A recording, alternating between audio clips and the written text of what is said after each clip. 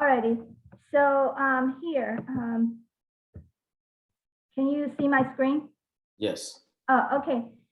Yeah, this is for the purpose of our local midterm primary, which is going to be on May. And we had this kind of forum last time, and it turns out to be very good for our city council's election. So that's why, I'm using this format again. So here is the agenda. First, we're going to give the audience the important dates because not necessarily everyone would know the dates. And secondly, of course, we will jump right to our core topic today, which is introducing all three of you. And then there are some pre-collected questions from the community. And also, if we have time, then we will, maybe take, 2 or 3 questions from the audience. And then, we will introduce the candidate for Fulton School Board to the audience also because, everybody in our district that are on the ballot, I want people to have the chance to know them. So already, here are the important dates. This is for the audience, if you don't already know.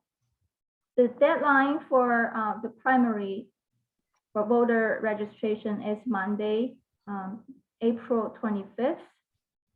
And early voting starts on Monday, May 2nd, 2022. And then the midterm primary election is on the 24th of May. Okay, and then, after the primary, of course, we will go for the midterm. The midterm voter registration deadline is Tuesday, October 11th.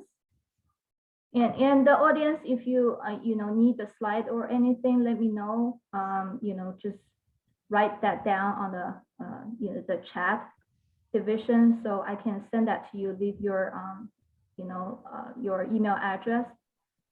And midterm, I'm sorry, it should be early election. Midterm early election starts on Monday, October 17th.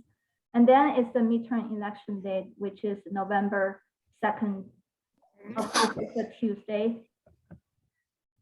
Alrighty, and also we have more opportunity to meet other candidates that are related to our local community. There will be a party, well, I shouldn't say a party, a meet and greet, but sometimes people see that as a party. Anyway, you can have the opportunity to meet other candidates, for example, for Georgia Senate District 48, which is, most of the Johns Creek area. U.S. House District 6 and 7, you can go on the voter registration and find out by typing your street address to find out whether you belong to the District 6 or 7. And U.S. Senate, we will meet some of those candidates at Tony's tomorrow from 5 to 7. And then here I give the address. Okay, so here, let's have them, welcome them. Of course, they will represent us for our interest. And so thank you for their willingness to serve our community. It's a very big sacrifice, I think.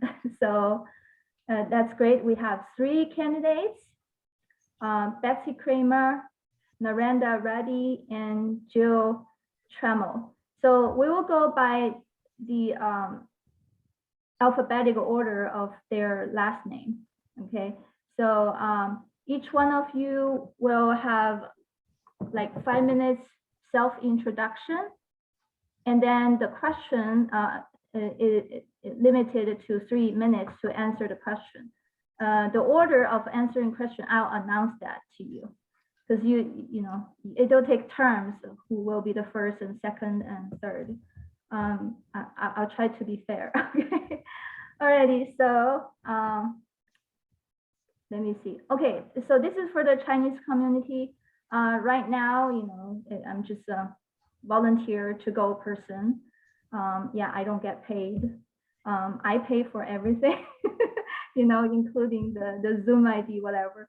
So if you have questions, and if any of the audience need help, or your neighbor need help to do the voter registration, or not clear about the dates and stuff like that, feel free to let me know. Here's my number. You know, my cell phone become a public cell phone anyway. So call me or text me. All right. Okay. So Betsy, Dawson, are you ready to time? Yes, I'm here. Oh, okay. Yes. Yeah. Each candidate get 5 minutes for self-introduction. So the 4 minutes, you will remind them 1 minute left, whatever, and then, okay. Yeah. Alrighty, Betsy. Thank you. Good evening, everyone. My name is Betsy Kramer, and I am your candidate for State House District 50, Johns Creek in Alpharetta. I've lived in Johns Creek for more than 22 years on Vice Road. A little bit about me. I was born and raised in Quincy, Massachusetts, the birthplace and home to Presidents John Adams and John Quincy Adams. I have a degree in accounting from Bentley College. I was moved to Atlanta in the 1980s.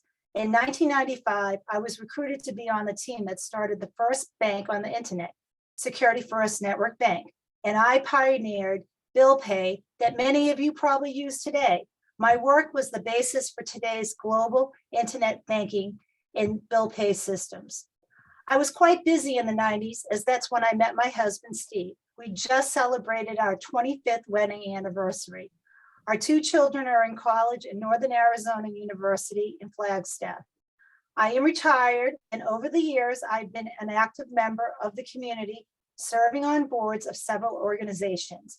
Being retired allows me to dedicate all of my time to what needs to get done. I also have been very active in the Republican Party at all levels for over a decade. In fact, I just resigned as the first vice chair of the Fulton County Republican Party. And for a time last summer, I was acting chair. If you know me, you know that I am a hard worker. Last year, I was directly involved in getting our 4 new city council members and mayor elected in a landslide. When you elect me to represent Georgia House District 50, here are a few things that I stand for. I stand for counting all legal votes, not counting fraudulent ones. I stand for the right of every parent to act in their best interest regarding vaccines and education. I also stand for our schools to teach STEM and not he, she, they, and them, including stopping the content from the radical left. I stand for our neighbors feeling safe, leaving restaurants, stores, and bars, and maintaining a full police department to put criminals behind bars. I stand for capitalism. Our country was built on free market principles, and like you, I stand against socialism and communism. I grew up in a household that owned a small business. I was directly involved in operating it. I will fight against additional mandates and regulations on business, especially our small businesses. As I have personally met some of you, you told me what you want in a representative, and I'm here to deliver for you. Well, I'm here to tell you that I am the only person who can deliver. I will fight against the Democrats and their socialist ideas.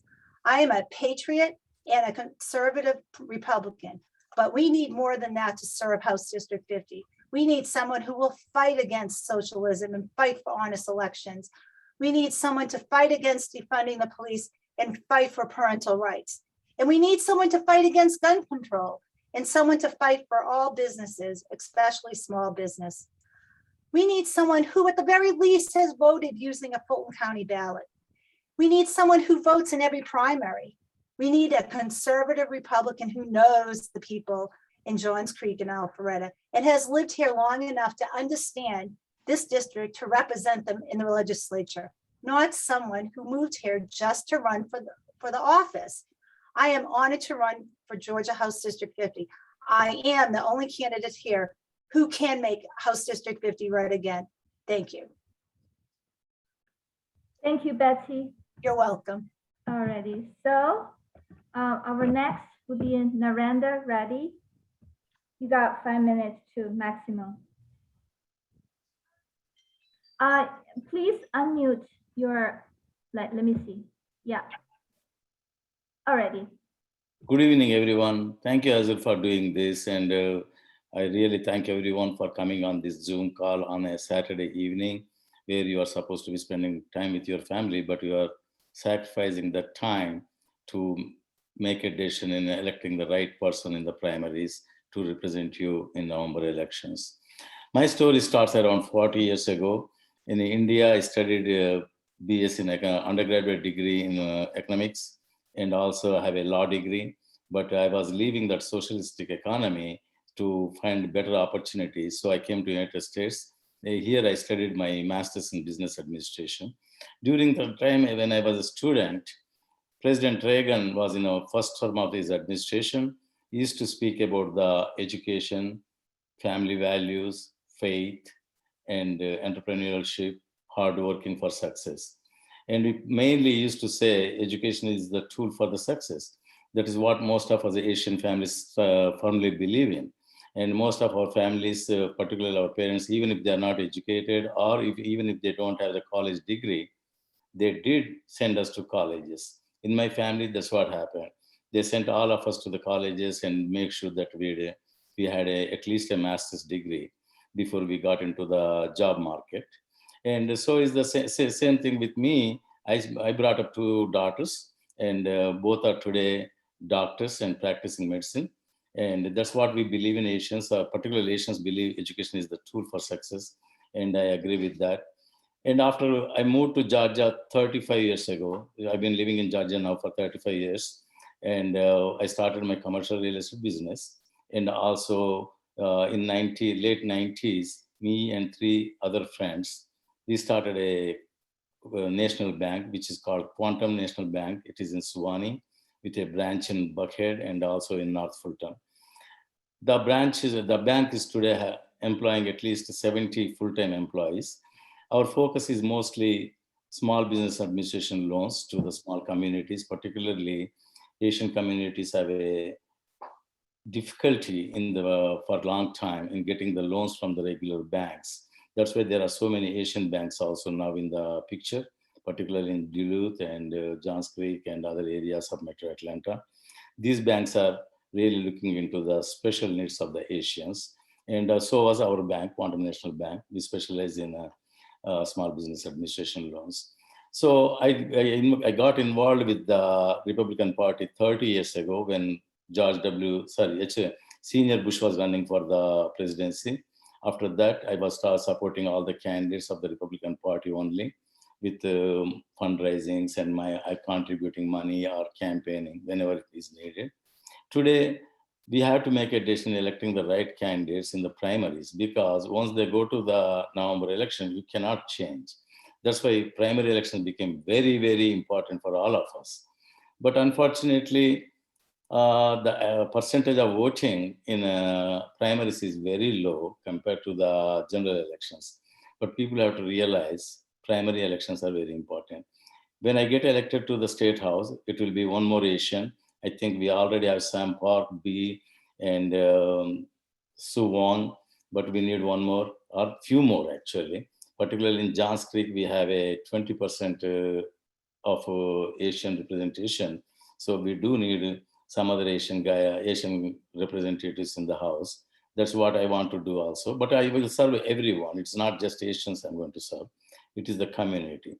My thinking in coming into these elections is after 30 years in actively involved with the Republican Party is to inspire the second generations also to run for political offices so that they can win and they can serve the people.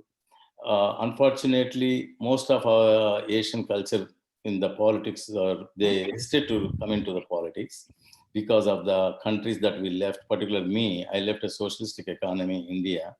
There, the politics means like a untouchable subject.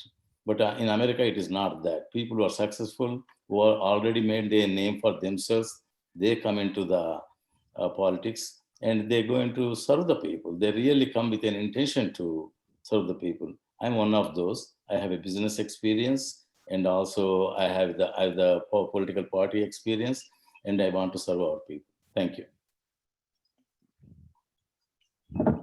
Alrighty, thank you, Reddy. Now, Jill, it's your turn. Thanks everybody for joining us this evening. My name is Jill Trammell and I'm a candidate for your House District 50 here in Johns Creek, Alpharetta area. I moved here a little over a year ago when I married my husband, Craig, who's a Navy veteran, who's raised his 3 kids here for over 15 years. And I raised my 3 kids across the border in Forsyth County in Cumming, where I have lived for almost 26 years. I didn't move here to run for this position. That makes me laugh because I don't think anybody really who wants to serve the people think about, unless you want to be a politician, this isn't something that people just jump into. I got involved because I was a witness to poll fraud, and I've also been a lifelong Republican. I am the only lifelong Republican that has voted Republican in the group. And I was very concerned about the presidential election. And then I became a poll watcher for Fulton County. Actually, Betsy was in charge of that at the time. And I had several affidavits that needed to go to the lawyers, and there just wasn't any urgency in collecting those. So I had several other folks that were poll watchers with me, some of whom I've also recruited, and we got involved. It was just time to no longer sit back and wait for our local GOP to do the job. So I was living in Cumming at the time, even though I did work with the Fulton County group, because I've always been back and forth across the lines. I mean, I could throw a football over to Forsyth County from where I live in Shake Rag. And we got a whole bunch of people to get involved in the Forsyth GOP. So I was elected as the first the secretary and then the first vice chair. And while I was there, I was able to start their action committees, including the election integrity and CRT and right to life action committees, which are like going really strong now in Forsyth County. So I chose to get involved here in Fulton County because I know that we need a representative who has real experience. I'm a patriot. I'm not a politician. And I have over 20 years of business management experience working as an entrepreneur, an executive, and I've been a volunteer. I'm endorsed by the Georgia Republican Assembly, the conscience of the Republican Party. I'm a grassroots leader. I've been working with veterans for many years. I've been a strong voice for them, advocating for increases in their disability rates, helping them find alternative medicine, and basically being an advocate for them in suicide prevention as well. So I have a proven record of working for others over self. And as a Christian, the only Christian in the race right now, I think it's important that we remind ourselves that whoever wants to be a leader among us must first be your servant. And I have a record of that. I also have a record of working with state legislature. I was a chief operating officer of a major behavioral health care system. I was also an executive director of our Bald Ridge Lodge in Forsyth County. I helped get that up and running by providing all of the government liaison work with the governor's office. I wrote all of the policies and procedures and got that opened in record time. So I have a history of working with the state. I also worked for DBHDD for many years. So I understand how our state systems work. And this isn't a city council job. It doesn't matter how long you've lived here. What matters is that you can represent the people that live here at the state level. We have a diverse population, and anything that we do at the state level is going to affect people not only in Johns Creek, but throughout the entire state. So we need folks that understand business. I have an MBA and also a degree in psychology. So I'm going down there to do business, and I'll be a strong voice for veterans, election integrity, medical freedoms, school choice, smaller government, and watching out for crime. So I want to thank you for taking the time to get to learn about all three of us, and I hope that I can earn your vote. Thank you so much. So we finished the introduction part, and now let's move on to the first question that I have from the audience. Let me first post it in the chat so everybody can see it. Let me read it. So the order, because Jill went last for the introduction, you'll be the first, and then Betsy will be the second, and Reddy will be the third to answer the question. The question is, what are some of the important bills that were passed in Georgia House in the past year? Well, that's a big one. Jill, you go first. You have 3 minutes. There was a lot of really great bills passed, a lot that didn't really, I mean, that just now made the papers recently, but I'll just talk about one real quickly that I think is important. SB 226. That was one that was addressing the pornography and questionable reading material that was in our schools. And there was, I mean, I think everyone's kind of heard about the school board meetings where folks have shown up and started actually reading from the books that they got in their kids' libraries. And they were told to stop because they were pornographic, or they were just so divisive, and there was just a lot that was found in our libraries. So SB 226 really helped us be able to remove those books from those libraries very quickly. Another one was House Bill 1013. That bill is the Mental Health Parity Act. And we had a lot of people that were not okay with the writing in that bill. But that bill was very, very important in order to increase the funding for those who have mental illness, because we had to have a balance between private funding, private insurance, state insurance, and our federal insurance.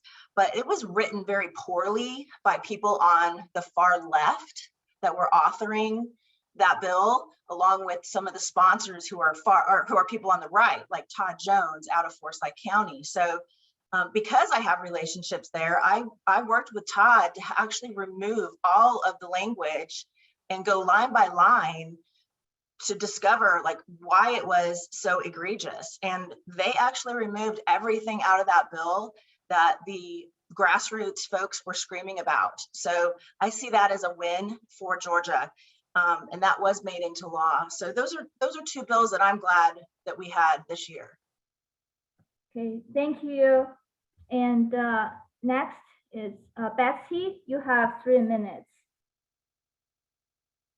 Okay, some bills that I thought were important that passed this prior year was constitutional carry, in which we've been trying to pass for years. We're now the 25th state in the union to have done that. SB 202 and the bill that passed this year to sort of strengthen it. It might have not been the entire thing that my committee submitted, but it was a start, and we plan to submit more next year. And then also the parental rights bill that passed. 1013 was good. I know that I had something to tell you and I forgot. Damn it. Oh wait, now I remember. So you know that girl from Church, Maria? Sorry, let me. Remember that one girl, Maria? Hello? That you. Anyway, Yeah. also 1013, which was worked on with Rhonda Thomas, as well as Amy Nobley and Melissa Jackson, worked very hard on getting things changed because it was egregious. So there are more to be done. But I also, if I get in, one thing that I'd like to do is work to remove any barriers from students getting into public colleges in Georgia. Currently, there is a quota from different areas. And because we are a heavily populated area for Asians, they are actually prevented from getting into Georgia, like UGA or Tech or some other Georgia schools, because we have a high rate of Asians and other people that are trying to get into these schools. So I'd like to get rid of that 1 rule. minute. Okay, thank you. You have 1 minute. Oh, okay, thank you, Azure. Maybe you put it up 1 minute on your screen. Anyway, I think that's important because it not only hurts, it's sort of racist because our area is so heavily Asian, and I know the Asian community really respects education as well as Jewish. I'm Jewish, and it's very important in the Jewish community as well. So anyway, thank you. Thank you so much, Betsy. And Reddy, you're up. Yes, for me, there are three important bills that were passed during this session. I'm so happy to see them. One is about the constitutional carry, because most of the small business owners, they have tough time even to go to the nearest bank to deposit their sales receipts. If you have a constitutional carry bill approved, then you have the freedom to carry that weapon with you. At least it will give you some protection, if not all the protection, rather than becoming the totally selfless or helpless in front of a robber. At least you can show it and you scare the robber away. These kind of things are very important for small business owners because they work very hard every day and night, sometimes 90 hours a week, to make their family make a good living. But unfortunately, many times we read in the newspapers that they are getting robbed again and again by these robbers. It is happening everywhere. It's not just in the metro Atlanta. It is happening even in the suburbs. The second bill I was looking forward to, and I was happy that it passed, was a lot of families have some children with some kind of mental illness. And now the bill covered the mental illness as one of the regular diseases that has to be covered by the insurance. Before, the insurance companies were really neglecting and they are not really interested in covering the mental illness as as a regular diseases. But unfortunately, this mental illness causing the children so bad, and some of them are totally wasting their lives. I'm glad this approved, and so that they can get some treatment with the insurance companies paying for it, so that they can go into the real society and act like also they can live a normal life. That's very important for our children, because we cannot ignore just because he is mentally ill, just because we cannot afford the financial needs of the treatment. We cannot leave them because after all, they are child and God-given child, and they are our children. So that is one thing I noticed. And the other one is, the other bill is I'm looking at is so it's a slash in the income tax. We slashed the income tax by 0.5%. I am for the total elimination of the income tax. 30 seconds left. Okay, thank you. So slashing the income tax by 0.5% this year, at least this is a beginning, so that we can continue to have some kind of slashing in the income taxes. At least after 5 years, there won't be any more income tax in Georgia. Thank you. Thank you so much. And then Reddy, you will go first, and then Jill second, Betsy third for the next question. Let me send it to everyone, and then I'll read it. The second question is, there are two conservative candidates for Georgia governor. Who do you support and why? Betsy.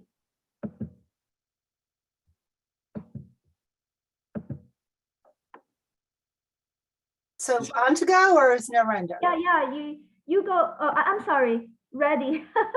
sorry, Reddy. Yeah, I promise I will give you fair answers. This is a very difficult question because David Perdue was a very successful senator.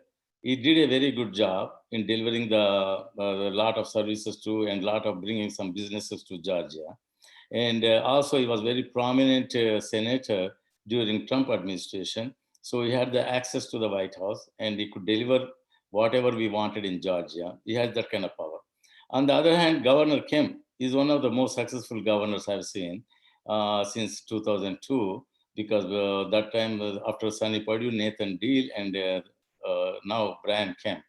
Brian Kemp did a wonderful job in saving the money during the pandemic. He did not shut down the economy particularly. And even though it was a pandemic years, the economy was really thriving in Atlanta, particularly in Georgia. But we have to look at that aspect that he also saved about $1.6 billion in surplus, which is never heard of. And also is returning that money to the taxpayers. And also today, we have in the rainy day fund, the reserve fund, about $4.3 billion. This never happened before.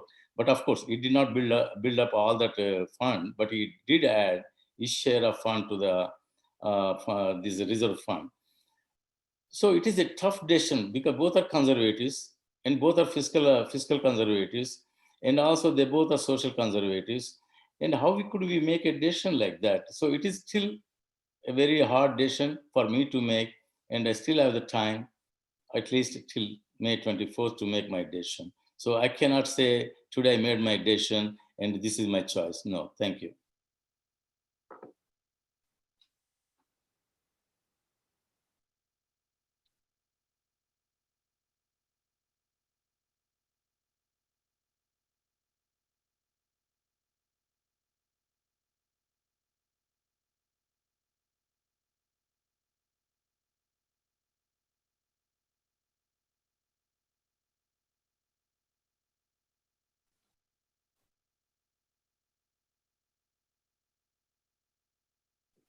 What happened? Hello? I'm sorry, Jill. Sorry. My mistake. Jill, you're up for the second to answer the second question. Do you want me to repeat? No, that's okay. I'm also on the fence right now, although I think I'm leaning more towards Purdue. And I'll tell you, the reason is because I have watched how Governor Kemp and some of the folks that are currently in the legislature have worked together to stop very important election integrity bills from going through and to increase the power of the GBI, which has been in election integrity cases. They haven't been helpful. In fact, they've been very hurtful. And I have spent time speaking with people like the floor leaders, Kemp's floor leaders, to find out why we couldn't get some of the additional election integrity bills passed that would secure our elections, especially access to ballots. And Voter GA had put out a press release after that, after the last day on signed die, when we were expecting everyone in the House and then the Senate to pass Senate bill, it was 89, which was originally two different bills prior to that, that had the ballot access in it, which we had all gone down to the State House that day to push to get back in the bill because it had been scrubbed, even though that we expected it to pass. So there was a bunch of parliamentary procedure that Lieutenant Governor Duncan did in order to us not to be able to get that bill to a vote. And so this is the kind of behavior that they've been exhibiting for quite some time. It's very difficult to get anything passed in the House. If Speaker Ralston is not the one who's actually pushing the bill through, it just simply won't happen. So the caucus down there right now is very strong. If Kemp is reelected, then it will stay that way. However, I don't know if that's always been in our best interest. I'm also concerned that Governor Kemp has been soliciting business directly from China. I think we want to move away from socialism. I don't have a problem with Chinese American companies here in Georgia expanding, but I think when you're soliciting directly from China, you're asking for CCP involvement and CCP money. And it's my understanding that the majority of the Chinese people that I know are here because they don't want to live in China. They don't want a socialist government. So I don't think that Kemp has been helping us in that, moving 30 seconds left. So was that a comment for me? No, 30 30 seconds left. No, 20 Oh, okay. seconds left. So yeah, so I'm leaning towards Purdue. Also, Trump has endorsed him, and I think that there's a lot of us that are America First candidates. I was recently endorsed by Veterans for America's First, and I'm all for us getting patriots, not politicians, into these seats. Thank you. So here's our next question. Let me get that on the screen and then. No, I I haven't think Jill answered. not an answer yet. I'm sorry. I messed up here. Yeah, sorry. That's okay. Yeah. Ezra. Yeah. That's okay. Yeah, it's kind of hard. Okay, because I'm doing multiple things at the same time. Okay. I'm controlling my. Take a deep breath. Yeah, sure. All All right, right. next, you go ahead. I'm sorry. All right, thank you. I would like to say that I haven't really made up my mind of all the 5 candidates who I am going to vote for, though I am going to vote for the one who most aligns with my policy, where what I believe we should be working towards. I am focused on my campaign, and I haven't, everybody has pros and cons, and there are 5 candidates that need to be looked at and vetted. So I will look at them. I'm not going to say one is better than the other. Everybody has pros and cons. So that's how I'm going to look, to deal with who I should vote for. So I'm working on my candidacy, and I've been talking to thousands of people, and I want to represent them, and I think they want a governor who also represents them. So thank you. Thank you, Betsy. Yeah, sorry about that. Okay, so let me get the third question up, and and I'll read it loud to everyone. Let me first post it into the chat. All right, so alrighty, so this is the third question.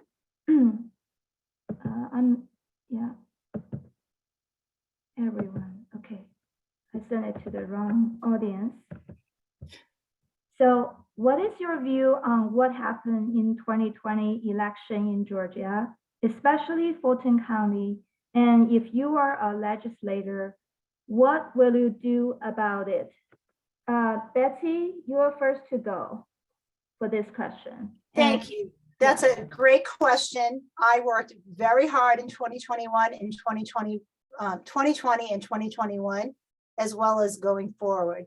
I had over 600 volunteers from around the country helping our 2 elections, that in November and then in January.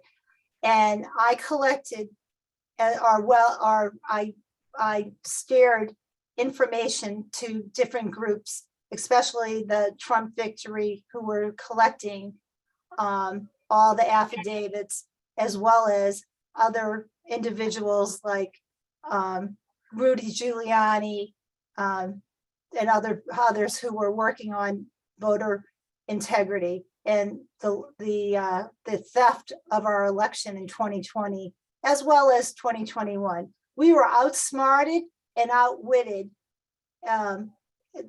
during those races. COVID was their opportunity to really ramp up what they've been doing a little by little every other election. It was just really put into high gear.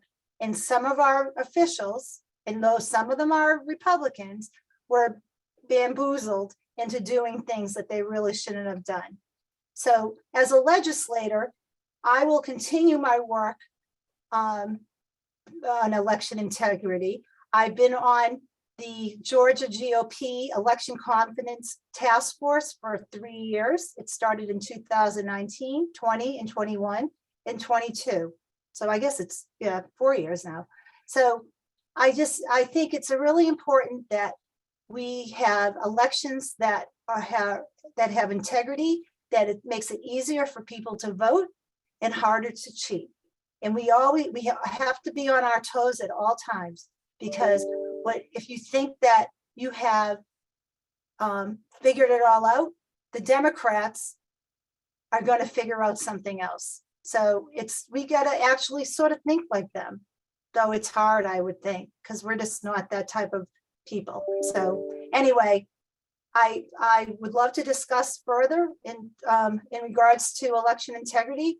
I can talk hours about it, and I appreciate. 30 seconds left. That's fine. Thank you. I'm done.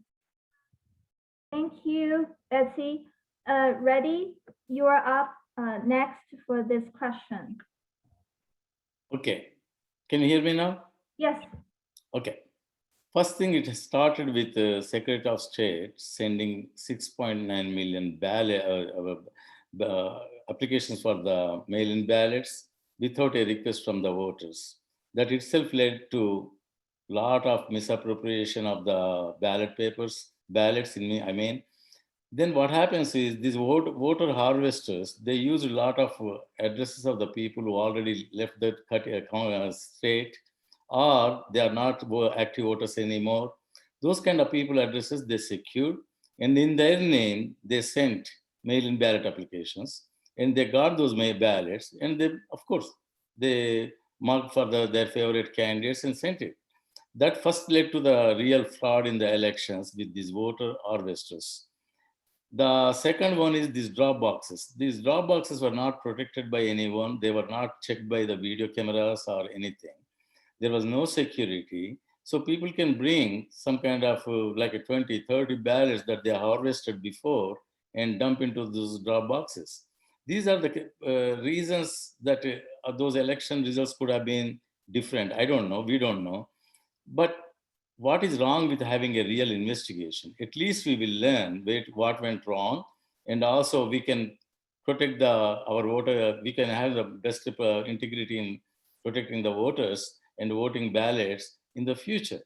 So always we learn from our mistakes. So let there be a forensic audit and also a forensic investigation of what happened in 2020. I'm not saying that the results could have been different or not. Nobody knows that one. And also this session, the legislature passed some kind of voter integrity bill, which protects many ways. And also it avoids the mistakes that we committed before.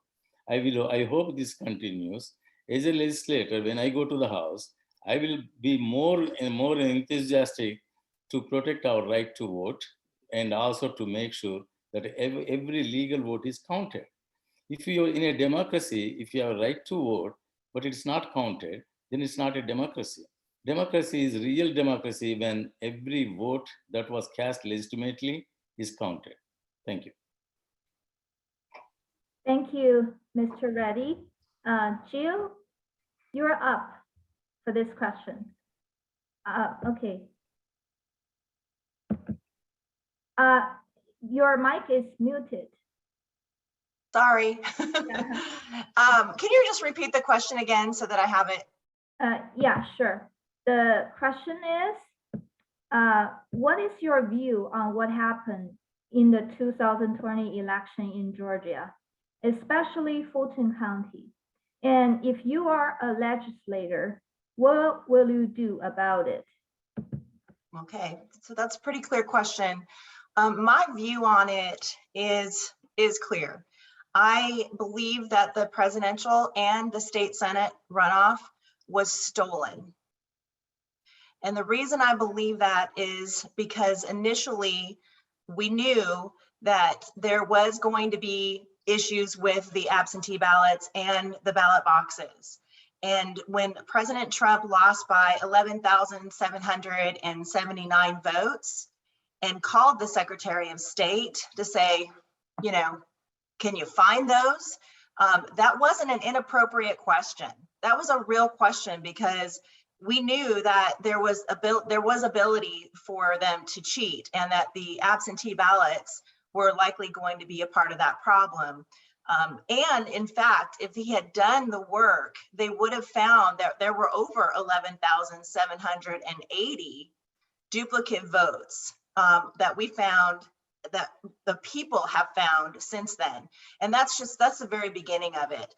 There's a movie coming out called 2000 Mules, and that shows exactly how they were doing the ballot harvesting and then dropping them into the drop boxes. They were paying people almost $10 a ballot. So we've had lots of video and proof that's come out since the presidential election. And then what I witnessed myself was a lot of irregularities during the Senate runoff. And again, our GOP, they may have committees that they're exclusively invited to, but those committees haven't made sure that we've had ballot access. That piece alone being left out of SB 202 does not give us the ability to do these audits so that we can clearly see and we can, as the people, can access our ballots to make sure that what we voted actually was counted, and that other votes weren't manipulated. So I do believe that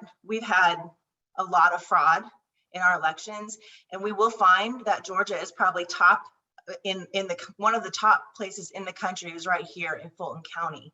That will continue to come out.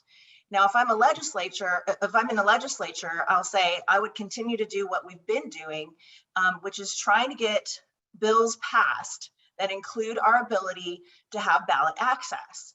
With that, 30 seconds left. yeah, with that one thing, we can then prevent several of the other issues that are going on. I would also repeal what Kemp just did with the GBI. We don't need the GBI to be in charge of our election integrity. They've already proven that they have not been interested in it. They've actually worked against us. Thank you. Thank you so much. So here's our next question. And Jill, you're up first, and Reddy second, and Betsy third. Let me pose the question first. Okay, here's the question. What do you know about your opponent in the November's general election once you win the primary? What is your plan to win in November? So Michelle Au is our opponent in the general election, and she's a lot of the reason why I decided to get involved in the primary. We need to have a very strong candidate to go up against Michelle Au because she's a formidable opponent in many different ways. She's a smart woman, educated woman. She's well-spoken. She has a lot of backing from people that They See Blue is one of the groups that puts a lot of money into her. She was the Woman of the Year for the Trial Lawyers Association. That's a pretty big deal. We've been fighting trial lawyers associations in small business for many, many years. These people are out to make sure that if they sue a small business, that they could literally eviscerate that business in legal fees and in collections for whatever cases that they're posing against them. So Michelle Au actually has a lot of money behind her. So we need somebody who's going to be strong on fighting for our rights and rights that keep us away from socialism. Her actions have shown that she votes for radical agendas. She wants vaccination mandates for all. She's written bills and sponsored bills that actually take away your HIPAA rights. Once you have a vaccination, your information can go into your medical record, and then that medical record can be sent without your consent to the department, which is likely going to be Department of Public Health. And Kemp is spending a lot of money in public health. So we've got to remember that there are a lot of there's some mutual agreements that are going on behind the scenes, and she's heavily involved in those things. So we're going to have a hard time fighting Michelle Au, and we need to make sure that we have the strongest candidate in front of us to do that. And I'd like to actually bring people from the middle to the left over, because I actually show as a middle to the right candidate. And some of the things that we all have in common is the pursuit of happiness. And in order to do that, we have to have a good, strong economy. We need to have meaningful work, and we need to have a good environment. So there's social justice issues that we can agree on with people in the middle to the right. And there's environmental issues that we 30 can agree seconds on. left. So I plan to talk with them where they are already in where they are at right now. And once we have that common ground, I think that we can pull them over, because we don't have a radical group here. We have a moderate group, and I believe I'm the candidate to do it. Thank you so much, Jill. Narendra, you're the second for this question. Do you want me to repeat? No, I'm okay. Okay. Thank you. Once I win the primary, I won't be taking any rest. I'll start my campaign for November election right from the next Mary morning, because she's a formidable candidate, Michelle Howe. She has a lot of money. She can raise money. She has those capabilities, and which I can match equally because of my capabilities in the community and all over the country, and I can do that. But Michelle Howe is a very nice person, gentle. Only thing is, I don't like her radical leftist agenda. This is not the country for leftist agenda, because we left our countries, original countries, like I came from India, because we could not stand those radical ideas, radical leftist agenda. And we don't want to make America as one of those countries again. Because if I came crossing all over the oceans, 10,000 miles from there, and now if America also going to become one of those countries, what did I do? I did not accomplish anything. So we need to stop such legislators right now before they go further and further. For me, easy to beat her in the sense, we know what is our voting record as a senator. Our voting record is really leftist. And I cannot even visualize she being a physician. I don't know why she adapted such a radical leftist agenda. And she's a daughter of an immigrant. She should be understanding that we all came here to make our dreams successful. And we all came here for the equal opportunity and the opportunity to succeed. That's what we need. We did not ask our immigrant communities, we did not ask for any special favors to succeed. We wanted only equal opportunity. And Michelle is one of those beneficiaries of, as an immigrant and having a nice parents who sent her to the medical school. I don't know why she wants to go to the socialistic economy. We need to stop her. Otherwise, Georgia will be in trouble, because radical leftism is nothing but as an infection. It is worse than the disease. It is an infectious disease. One legislator to other, one legislator to other, it continues. Then we will have a Georgia legislature full of those radical leftists. We need to stop it. And I'm the only candidate who can do that with my experience in business, economy, and political party in the Republican Party. I've been a delegate to the national conventions 2 times. And it's not a small thing. It's a great honor. As an Indian American, they sent me to the national conventions as a delegate from Georgia. Also, I was on the Presidential Electoral College, which is a great honor. In 2004, I was on the Electoral College. And also 30 seconds left. My personality shows that I can work with anybody in the legislature. I've been on the board of Georgia Regional Transportation Authority as a governor appointee, but I worked with 3 governors. Usually every governor comes, they change the board. But in my case, all the 3 governors, they continued me on the board of the Georgia Regional Transportation Authority, and I've been there for last 18 years. So I can show my comfortability in dealing with people. And also I know how to deal with Michelle. Thank you. Thank you so much, Narendra. Betsy? Okay, hi. I want to say that Michelle O is a very nice person. AOC is a very nice person, but our Michelle O in Georgia is our AOC of Georgia. She gets money from out of state, and if I am the candidate, which I plan on being, I will nationalize this election to bring in monies from all over the place by showing that she would bring in radical leftist Biden policies to Georgia. We don't need that. Now, I'd like to pivot back to the previous question. I just want to let you all know, and this is public knowledge, is that I'm very confused, Narendra. I like you, you're a very nice person, but your last statement, I just want to let everybody know, he gave to Brad Raffensperger, June of 2021, $250. So that's after all this election stuff. So that's public knowledge. And I don't know about Jill, but I've looked all the way back to 2009, and she hasn't voted in a GOP primary, but she wants you all to vote for her in this primary. So I'm very confused by these people. Thank you. Thank you, Betsy. So I just got a question. It's not pre-collected, but from our audience.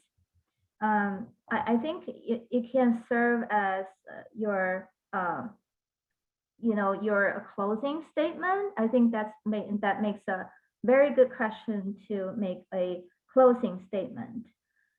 So the question is, as a future legislator, what do you think your strengths are and your weaknesses are? And if there is any weaknesses, how would you plan to improve it? So it seems like an interview question, but it's okay. Mr. Reddy, you're the first, and then Jill second. Hold on, no, Betsy second, and then Jill third. What number am I? You're the second. Okay, thank you. So me is the first, right? Yeah, you're the first. Okay. My main strength is I can work with anybody. I can work with across the aisle, going to the other legislators of the other party to get things done. As I said previously, my workability, my accessibility to the governors and the speaker and other legislators is going to make a difference. Because you need the of legislators. As a freshman legislator, a lot of people say that you cannot accomplish anything. But in my case, even though I will be a freshman legislator, still I have the access to the governor, and I have to have access to the speaker and many legislator friends I made over a period of 30 years in the political party. That is going to be my biggest strength. Weakness, I don't know any of my weaknesses in this regard, but somebody has to tell me, like Betsy. And Betsy brought up a point that I gave a $250 to Brad. Let me explain that. This is our culture. When somebody comes to your door, we don't turn him down totally. That guy asked me for $3,000. I gave him a $250. It doesn't mean that I'm endorsing his mistakes or I'm endorsing his all kind of things he did. But it's a cultural thing. We don't say no to even enemy when he comes to your door. That's what happened. So I hope we can keep this at rest. And another thing in my strength is I'm a businessman. So I will always look at every aspect as a business perspective, because that is the only thing we can do to grow Georgia and to flourish Johns Creek. And we have to do such things to improve the growth of Johns Creek by bringing the corporate headquarters, maybe not the manufacturing things, but at least corporate headquarters. Corporate headquarters brings a lot of familiarity to the nation for Johns Creek, and also it helps us create more employment in the Johns Creek. So those are the things I want to accomplish, and I will really do all those things once I go to the legislature. Thank you so much. And Betsy, you're the next.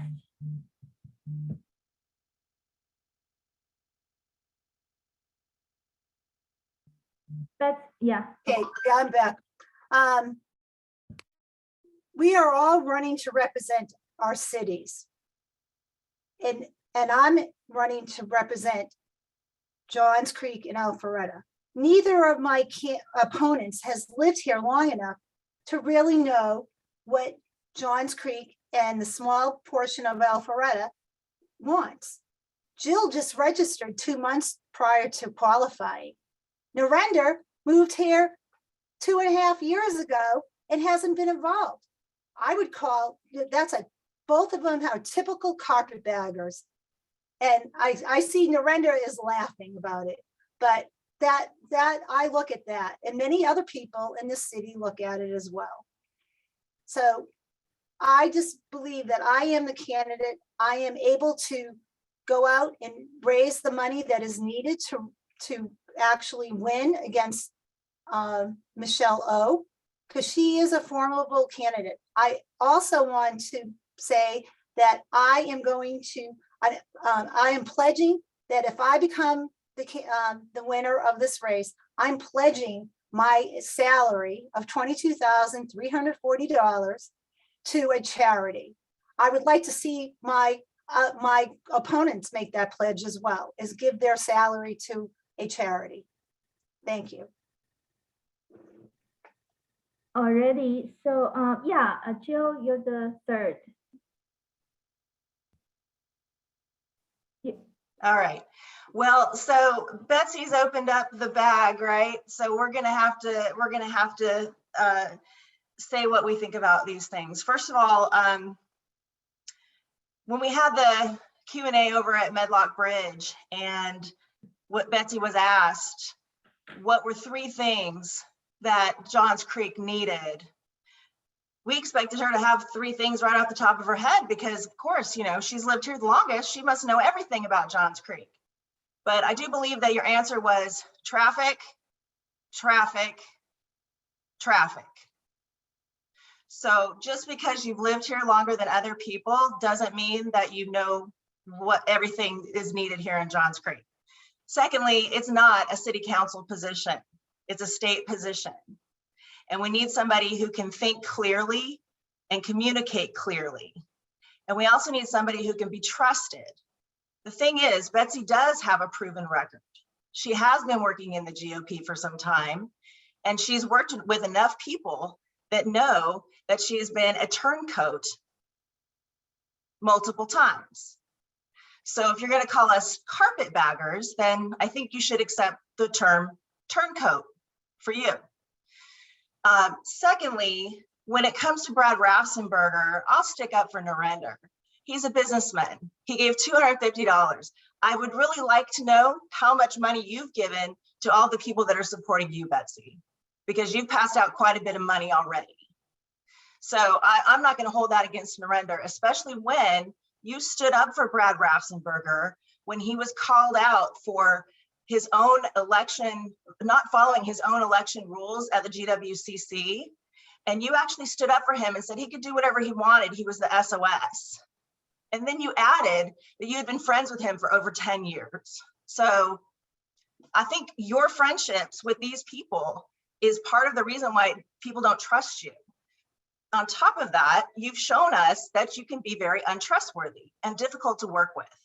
So I believe that if I'm elected, and or even if Narendra's elected, you're going to have somebody who really truly represents the people. We're patriots. We're not here just to be a politician. We don't feel like we're entitled to have this job.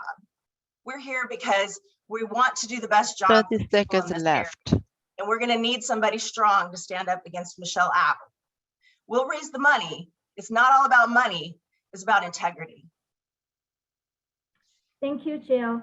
Well, it was very nice forum. And I just got a little note. This is not really a question. It's just saying, what is the SP202 stands for? Yeah, it's, I think. Senate Bill 202 was the election integrity bill that Kemp passed, which left out a lot of the actual pieces that we needed to stop what has actually happened with the ballot fraud and the absentee ballot fraud. The people that were on that committee were part of the GOP group already. The same GOP groups that we've been fighting against because they weren't able to do the job that we needed them to do. And that's why we're still trying to pass more election integrity bills, because they still secured elections for people who want to cheat. Okay, thank you so much, Jill. Yeah, so we still have a little bit of time. We can take one question from the audience. Let me see what's in the chat. Okay, oh, that's just a comment. Okay, is there any question from our audience? We can take one. Well, if there's no other question, my question is not new actually, because I heard the last question to be answered, but I didn't hear the part of it that got answered is the weaknesses they each think they have and how can they overcome it. I didn't hear the candidate say that part. I'll answer that one. Okay, let's give everybody a minute, an extra minute to answer that. Okay, Jill, if you want to go first. Yeah, I'll start that one. You know, I am not, I'm a white American woman who grew up in Southern California and moved to Georgia 26 years ago. I've done some traveling. I've been to Greece, I've been to Mexico, I've been to England, but I haven't been to any Asian Pacific countries. And we do need to represent the Asian Pacific group and the diverse group that we have here in HD50 when we're at the state. So that's my weakness, is that I need to bring people with me to the State House that will work with me, because legislature is very complicated. Bills change frequently and very quickly. And I think it's important that we have people with us from our diverse from the diverse backgrounds here in HD50 that can help us as legislators. So that's my weakness, that I would like help when I am your state rep. Okay, thank you. Narendra, you have 1 minute. Do you want to add? Yeah, my weakness, I consider as weakness in the sense my accent and my ethnicity, and as an immigrant to this country. Some people may perceive that I'm very weak, but my accent could be sometimes can come as a barrier in communication, but I improved it over a period of time a lot. I don't have any problem. So every week, everyone, nobody is perfect. We have our own weaknesses, but at the same time, if you can work hard to improve it. That's how I became successful in my business. It's not easy to start a bank in this country. And it's not easy to start a bank and make it more successful. And it is not easy to start a bank 20 and seconds left. communicate with all those people. And these are the things. My ethnicity, I cannot change it. I'm an Indian American. I've been an immigrant. I've been here for 40 years. If somebody considers that I'm not a mainstream, that is their problem, not my problem, because I cannot change that. And of course, we have to treat everybody equally. And America is the #1 country in the world that treats all the immigrants really with respect and equal opportunity. Thank you. Thank you, Narendra. Betsy? Okay, it's interesting that Jill says it's okay to donate to Brad Raffensperger. But my weakness is public speaking, but I am working on improving that. I think tonight has been very good. And I will be able to go head to head with Michelle O when it comes to debating her in the fall. And I one-on-one, I think many of you know that I'm great one-on-one. It's just sometimes the nerves get to me and I'm working on it. So those are improving. Thank you. Thank you so much, all three of you. Yeah, thank you again, for the willingness to donate your time and your energy and give back to the community. All three of you are, the people that we are looking up to. You have my respect already. So I guess the first part of the forum is done. Can I say one thing, Azra? Yeah. I asked my opponents to make a pledge to donate their salary to charity, and I haven't heard a yes or no from either one of them. And I will make my donation the first week in January. I'd like to know if anybody cares. Why not? It's something that people, it's showing that I am not doing it for me. I'm doing it for the citizens of Johns Creek and for the state of Georgia. It's not about me. It's about, I don't know that that's what it shows, but let's also make something real clear, Betsy. what I said about Narendra was that I wouldn't hold it against him for donating to Brad Raffensperger before he became the SOS and did what he did. Just like I try not to hold the fact that you're a Democrat.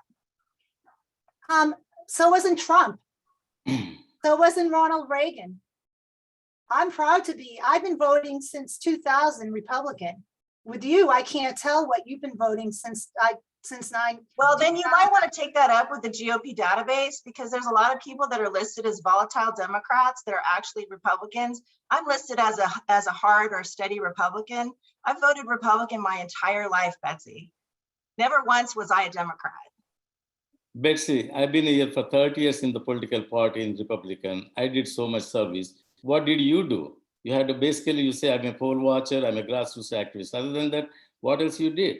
And I'm serving on the Georgia Regional Transportation Authority, serving the state for the last 30 years, the last 18 years.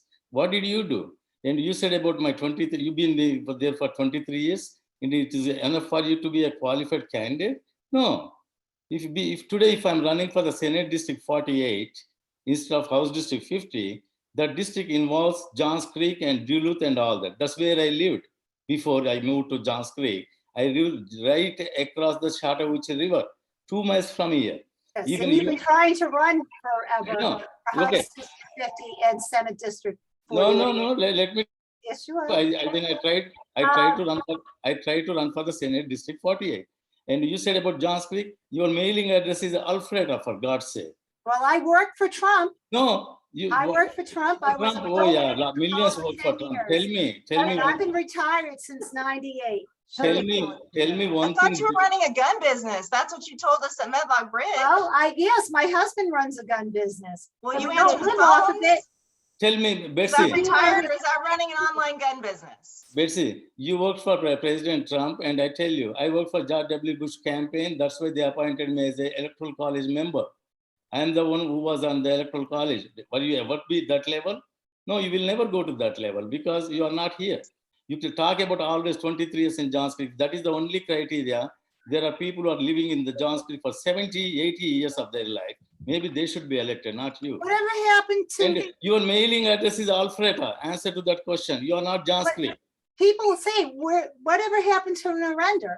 Because back in 2009 or 2012, when you were involved, all of a sudden you disappeared. People are like, whatever, because when I called up to find out who you were, people were like, who is this guy? And you sure in hell didn't help get the city council members elected. Maybe you should ask Congressman Rob Woodall. He will answer. Maybe you should ask Tom Price, Congressman Tom Price. Well, He will Tom Price answer. and I, Maybe we're I very forgot- close friends. Oh yeah, I go and can. ask him. Go and ask him. Yeah. How many So, pictures you have? Write all you want with me. I know where I am. Betsy, don't start this. Uh, You don't have any experience in sorry. any. I'm sorry, I have to mute you folks. So you know what? You can take this off table and then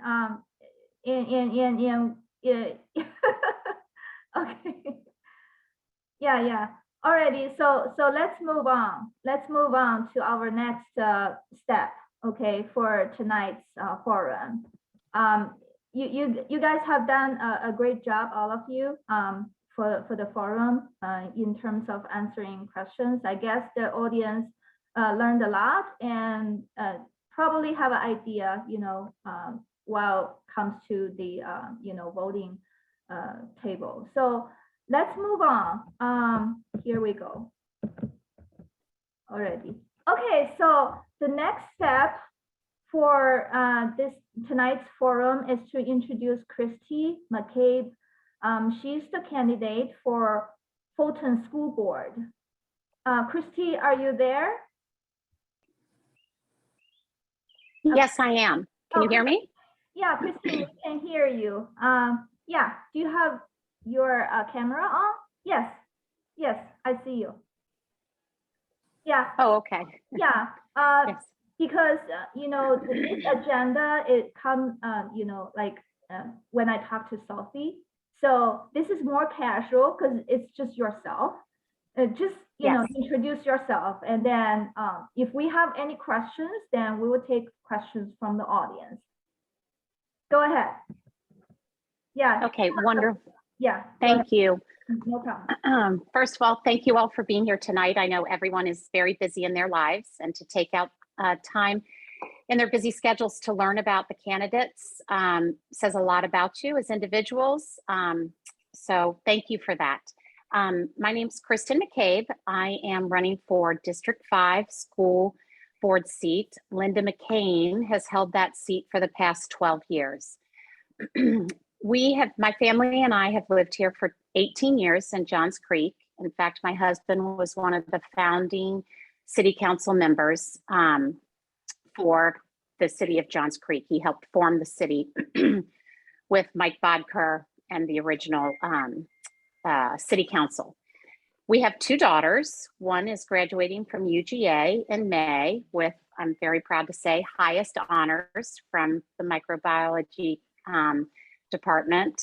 And my other daughter is graduating from Chattahoochee High School in May as well.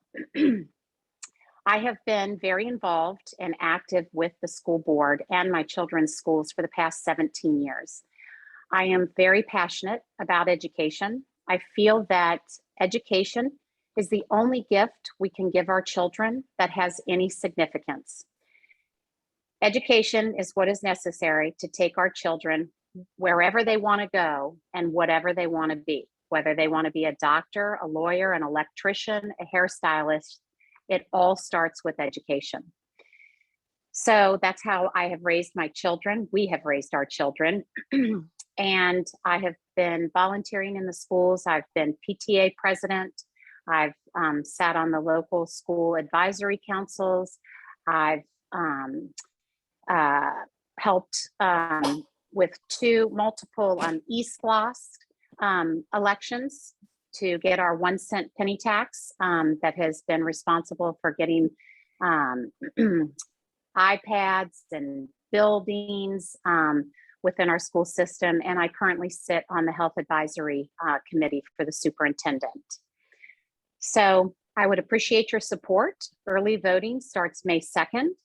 The election is May 24th, Tuesday, May 24th. I'm happy to answer any questions anyone might have. Okay, thank you so much, Christine. Do we have any questions from the audience? Yeah, Christine is running for Fulton School Board. It's very important because as Asian community, as parents, we care about our children's future. We care about our children's education, whether it's homeschooling or school. You know, we as people that are live in Johns Creek, one of the reasons is that Johns Creek is one of the best school districts in Fulton County. So, and by electing the right person, you know, to the school board, it benefit our children and, you know, our families too. So I hope there is important questions that need to be addressed. Okay. Oh yeah, here we got one. Can Christine tell us the map of her district and list of the high schools, please? Oh, Fulton County. Sure. It is all of the city of Johns Creek, and it goes down to Holcomb Bridge on below and Nesbitt Ferry. My high schools that I am primarily responsible for are the high schools in Johns Creek, Northview, Johns Creek High School, and Chattahoochee, and I'm responsible for approximately 16% of Centennial High School. I also want to say, in case there aren't any questions and somebody might wonder where I stand on certain issues, I am about bringing common sense, and I think the board has done a very good job of this. But let me just say, keeping common sense in education. I want our children educated in math, reading, writing, English, the sciences. The social emotional learning is not a primary focus I feel that the schools need to be focused on. I want to keep our schools great and moving on the path forward the way Linda McCain has kept them. Okay. Thank you. So what are the important, I guess, the strategies in terms of the Fulton County Board, like your role to ensure students successful, including those goals that you just mentioned? What are the important factors, I guess, as a, yeah. Or Well, most, I think the most important factor is when a decision is made, we need to keep the best interest of the child in the forefront of all of our decisions. When we do that, we can't go wrong. And the focus needs to be on the child and meeting the child where they are educationally and helping them strive to reach the next level of their potential, regardless of whether a third grader is in third grade and can do fifth grade math. We need to meet that third grader at a fifth grade math level and continue to push them higher.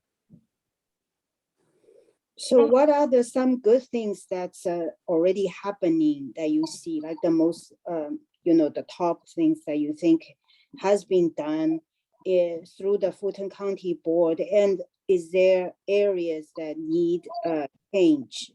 And how, if there are, how would you do that?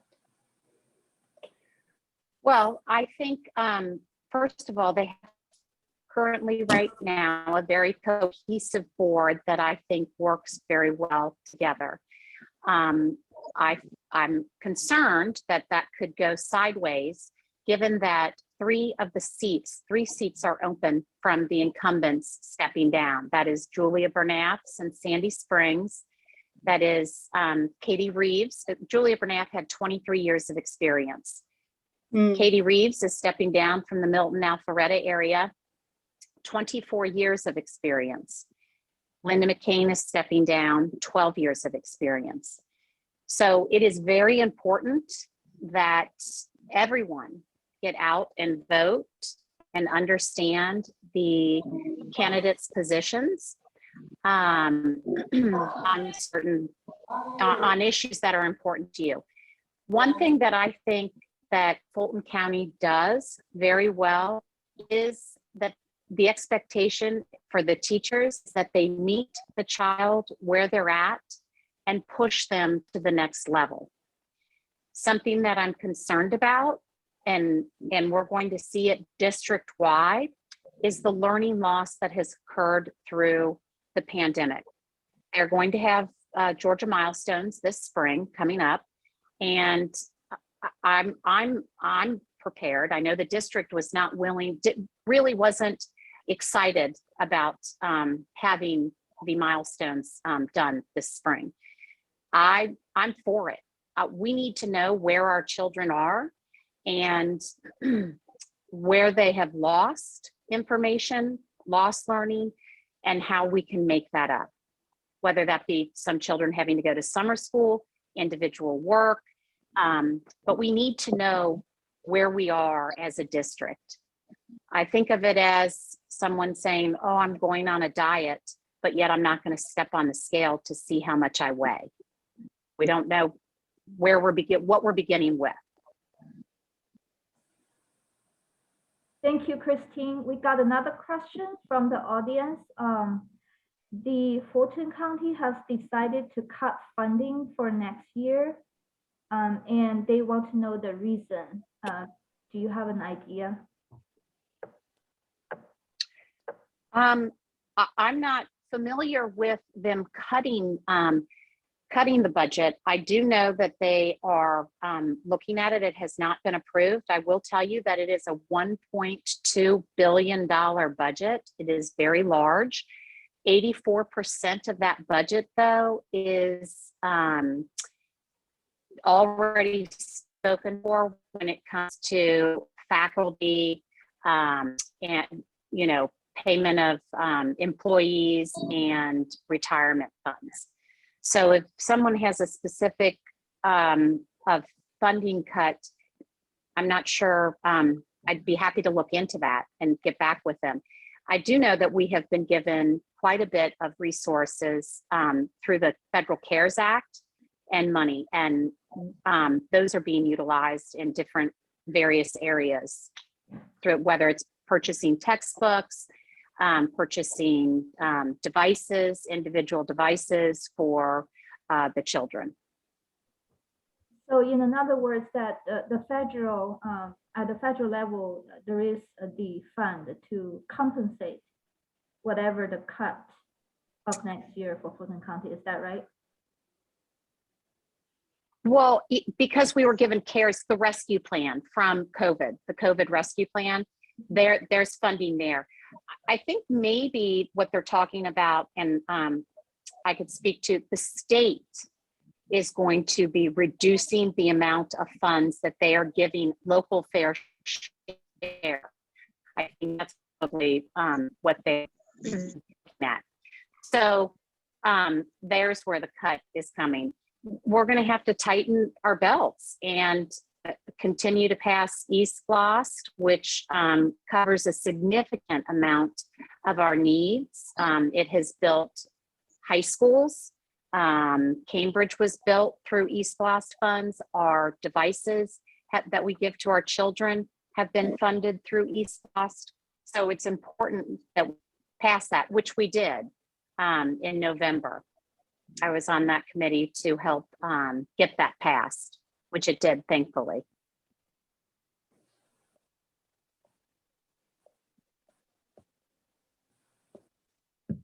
Thank you so much, Christine. Let me check whether there is any more questions. Absolutely. Yeah, thank you. There's a transgender thing. I'm sorry? There is a question, I think. Yeah, Okay. This is not a question. It's actually an explanation from Jill about. No, it is a question. Yeah. The last Yeah, part. it's a question too. Hi, Kristen, just real quick. Hello, Jill. Hi, I know that the they passed this bill and they pushed this over to GHSA, and it's going to be interesting to see how you guys in the school boards are going to be able to, if you're going to be able to get involved with it. Have you heard anything more about it? With what bill? I didn't see This is what was, I'm sorry. This is the very last minute on the last day of session. They pushed in the ability so in other words, nobody at the state level wanted to make the decision about who could play in, if transgenders, boys or girls, could play in each other's sports. So okay. They pushed it on to this GHSA study committee, which was really passing the buck to a group that I'm hoping you will get to interact with. But I guess my question is, if you haven't heard about it, that's coming down the pike. Guys, they'll have to make the decision on whether or not transgender boys or girls can play in each other's sports. Right. Well, we do have an athletic superintendent per se. I mean, superintendent's not his title, Dr. Stephen Kraft, and he is the liaison with the GHSA committee. I was unaware that that's how they have gone to handle it. I was expecting the state to take over for that and make the decision. Unequivocally, I'm absolutely against it. I do not believe, I believe biologically, the birth, when the gender you are born is the gender you stay with when you play sports. Okay. Yeah, I'm afraid that's going to be, they passed the buck. So that's going to be something y'all are going to have to deal with. Yeah, well, I'm prepared to deal with it and hear people's concerns. I, as a mother of two daughters who have played sports, lacrosse, volleyball, swimming, I have no intention of putting other children at harm. And that's what you do. For example, with lacrosse, I don't need a biological male throwing a ball at my daughter or any other daughter who's out there on the field. Great. Yeah. I just don't think the opposite works. Like a transgender female to male would like to, play with the boys, Right. Because it'll never Correct. work out. And it's not fair for girls at all. Yeah. It's I not. like, It's yeah, not. I like what you said, that the education should focus on, preparing the kids to be successful. And so a lot of those so-called woke ideas don't belong to school education. They don't, and I'm not sure how we got off track. Well, I think I do know how we got off track. We took the eye off the ball. We thought other people were maybe taking care of it, or we didn't want to ruffle any feathers, or we didn't want to hurt people's feelings. I'm stunned when I hear, and I don't think it's, we're not Loudoun County up in Virginia where they've had, a terrible time. But that's what I want to prevent. I don't want to become Loudoun County. I don't want to become a school district out in California. I want to keep the focus on education. That worked just fine when I was growing up. My parents handled my issues, my questions that I might have about sexuality or intimacy. That is not for a teacher to do that. And that's my opinion. That is my opinion.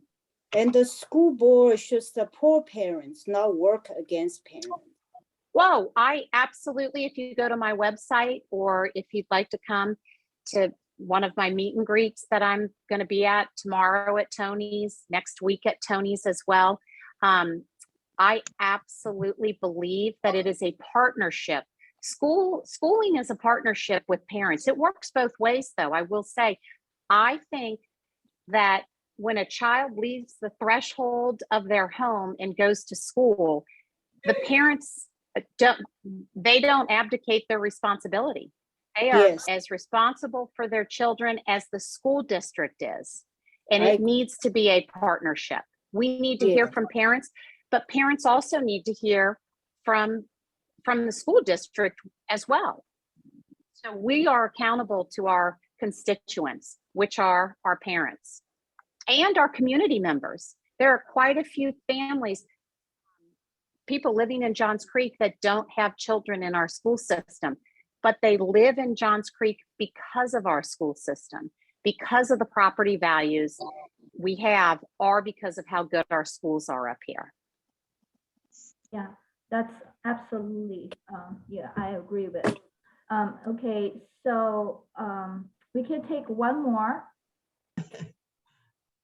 Okay.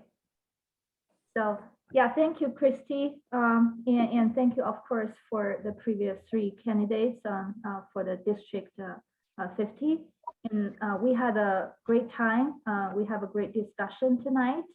And so next, it'll be, the activists, whatever, the volunteers from our community will have our private discussion. So the candidates, you may leave for the night, and then some of us may see you tomorrow at Tony's. Tomorrow, yes, come see us at Tony's tomorrow. We'll all be there.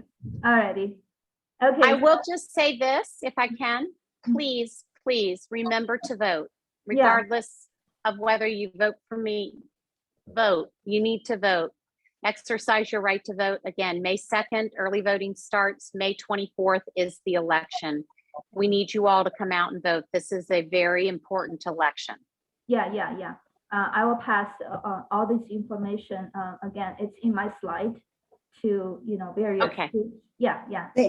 Thank you for all your time. Thank you. Thank you. Yeah. No, thank you for your time. So I appreciate it. Yeah. So 那个咱们现在下面要有一些就是小的 discussion 哈。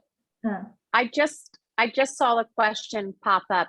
Who is Kristin's opponent? Yeah. As I was about to, her name is Kimberly Ware. Where? W-A-R-E, and she is a parent of Northview. Oh, okay. I think I know who that is. Because when I volunteer, she you know, she's a nice person. She has very interesting ideas, I guess. I know Well, exactly who and- you're talking about. Yeah. Yes, and I will say for the past 17 years, I have been going to the community board meetings. Linda McCain, if you get on my Facebook page, she endorsed me, and she even said, I have been a vocal advocate for our children and our teachers and our district for the past 12 years that she's been in office. I can say I've never once seen Kimberly at a board meeting. Mhm. So And I'll go on record and say I'm supporting Kristin, and she's gonna have thank to you, work. Jill. Sure, she's gonna have to work with our state reps, right, in the House and the Senate, because there was a lot of success this year in bills that were passed to help get away from CRT and divisive teachings. But there's a lot more to be done with the parental bills of rights and some other things that we really need to work together on. So I'm hoping Kristin gets in. Thank you. Okay. Thank you. Alrighty. So yeah. Have a good evening. Have a good Thank evening. you. See you. Thank you. Bye-bye. Tomorrow. Yeah. Right. Bye. Thank you. Bye. 拜拜。哎， Thanks. 那个，我先把这个给 stop sharing，然后看看啊，怎么 stop recording？OK。